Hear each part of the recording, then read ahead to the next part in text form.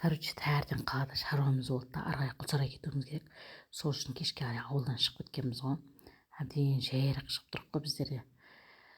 Содан кетіп жатсақ, мә таңдайдың ішінде дейтін кәдімгідей көл емес, даже теңіз болып жатыр. Қайық, мен айтамын, мә мына жерде дейтін корабльмен кетіп жатырған сияқтымыз, масқара ғой мынау деп.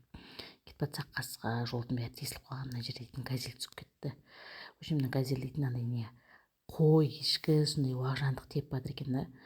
Мә құрсын, жаман андай біртүрлі екен.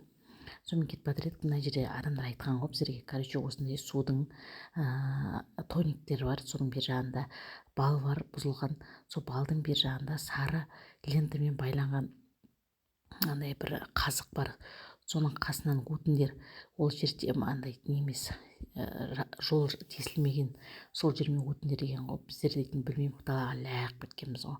В общем, не керек, сонымен ақыры өттік, сонымен түн болды не болса да. Енді бұйырса таңертең бұйырса қалай ары қарай Құлсарайға кетеміз. Түнделетіп бірдеңе алып әйтеуір қалаға жеттік. Енді ертең Құлсарайға кетіп жатырғанда видеоларын салатын боламын. Видеоға лайк қойып, тіркеліп, комментарий жазып кетіңдер. Бәрін міндетті түрде оқып, бәріңе ответ беретін боламын.